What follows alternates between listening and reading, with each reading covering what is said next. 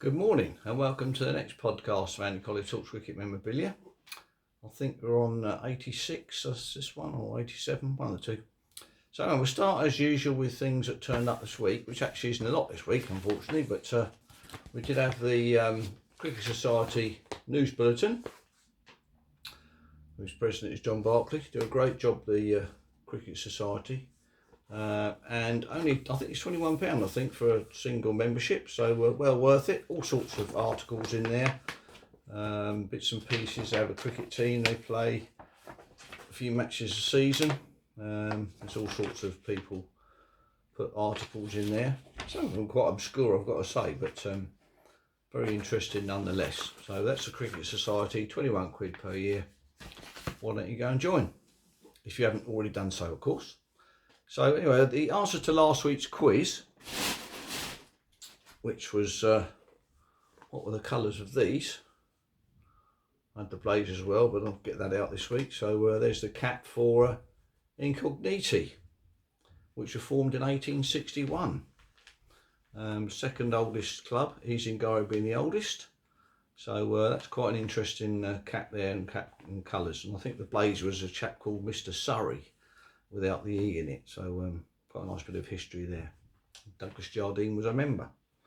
So another thing that came up this week, funnily enough, was Isingari cap. That's an Isingari cap, which is the black on the rim. The one that turned up this week on the collecting site was the black rim was here. Whether it's a second team, I know they had two teams, or whether there's two teams and they've got different ways of putting it on the peak there, different colour variation, don't know. Perhaps someone can find out that one. Anyway, so just going on a couple of things that are behind me. We've got this is a cigarette cards, about 1924-5 I think, of all the teams' colours with their caps and their crests. Got South Africa, Australia and MCC there. And the England one, and MCC cap. Obviously pre-New Zealand touring days, or official test caps, but that took me a fair while to accumulate. I had three missing, and the main one was number one, which is the MCC cap, but dear old Ken Burney managed to find me one of those, so I've now got a complete set, which is quite a nice set actually. Had that for a while now, so that's just going on to the other cigarette cards. I mean, you can get these here, which were supplied obviously with the cigarettes. This one is 1938, which is I imagine most people have got these, and they're all stuck in there.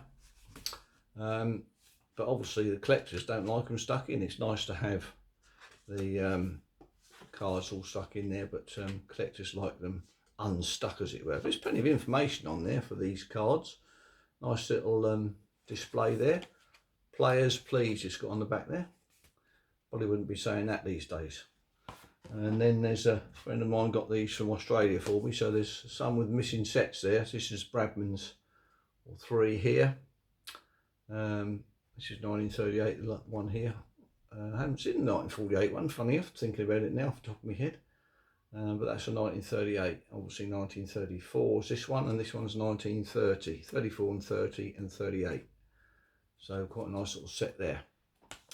So anyway, this weekend, and it's still going on now, was the Tim Knight's auction.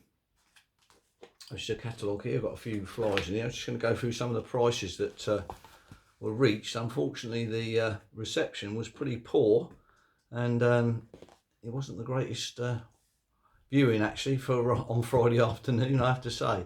It was a little bit fragmented, but I managed to get some of them down there anyway. So just going to run through a couple of the sort of highlights that I thought highlights anyway. Was one here, what we got here.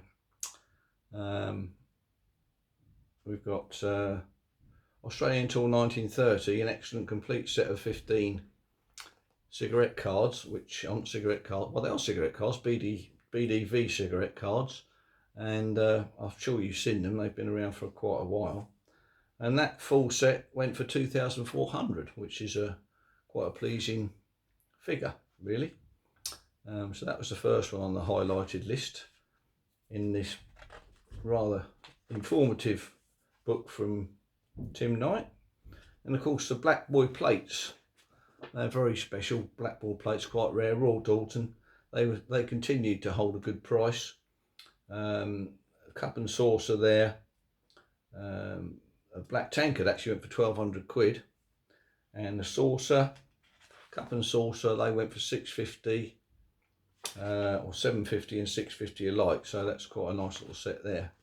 And just having a look at that, this one here as well, the Alan Hill, some of Alan Hill's section, the old Yorkshire and England man, All England 11. He put on, so not he didn't, but his family put on sale this rather nice oil painting here, which it is, let me get it off.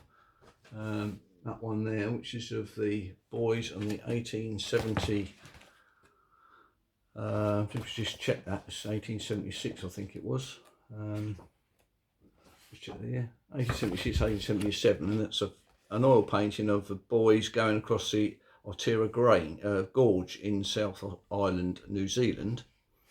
You've obviously seen the pictures of that in various books, but there's a little story with that, because they were so late going across there was a bit of a flood going on, it was difficult to cross. And then one of the players said to the driver of the coach, said, "Why are we so late?"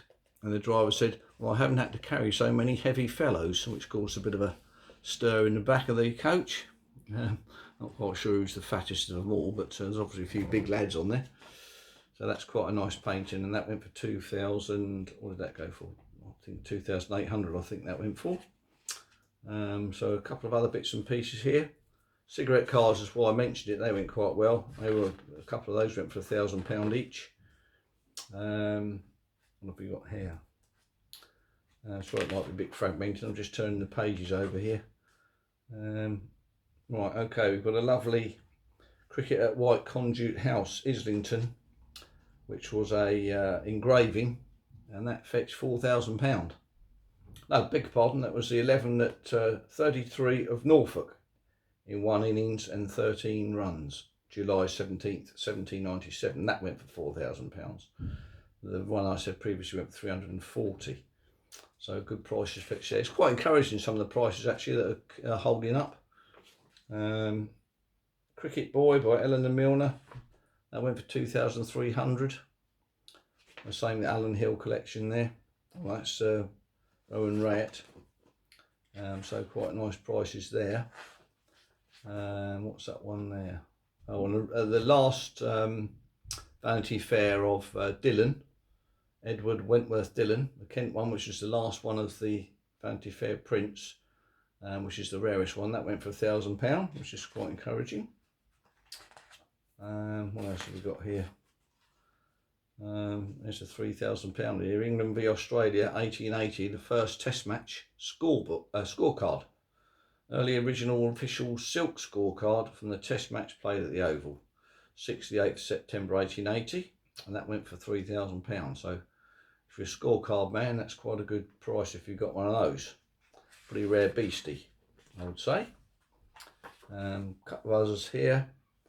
One that did surprise me actually was the cricket attire caps and blazers. Paul Jarvis of Yorkshire, Sussex, Somerset in England. Bits and pieces of his gear sold for £400, which surprised me. I think some bits and pieces of his come up before, which haven't gone for a great deal of money. And then one last page here. I didn't get onto yesterday's Wisdom's page because I was sort of gobsmacked at trying to watch it all day on the Friday. And a nice picture here, the one at the back here, Indian tour inside. We should show that here again, in case you didn't see it. Fully signed there, 1932, that went for 750, which I thought was quite a good price for that. So what the Wisdons went for yesterday and today's go for, I don't know. So wait until they come, the prices are up on the internet. So quite a good auction. I've got a couple of pieces, but I've got outbid on a few, but there we are, that's life, isn't it? So onwards and upwards to the next one, which I think is November time. But if you can get hold of a Tim Knight's catalogue, it's quite an informative catalogue. 99.9% of the facts in there are pretty good, but sometimes he makes a little slip up, which you can all understand sometimes. Must be quite a feat to get it all up together. There's always some nice pictures in there to have a look at. I think it's one of my things there, or not one of my things, but one of my passions is the ship, 1924. Got 2 of those, but not in that position, as it were. That went for 390, I think, which is quite nice. An old Yorkshire cat there. There's the Black Boy plates, and salt cup and saucer. They were very nicely priced there. So all in all, quite a good auction, I think, for Mr. Tim Knight on there. Some signatures went quite well, some nice postcards went quite well, so I think everybody will be happy with their little lot when they open up in the post, when Tim finally gets around to posting them. So anyway, hope you've enjoyed that this week. It's not been a lot of memorabilia on it, but good informative stuff, I hope. So see you on the next one. Cheers.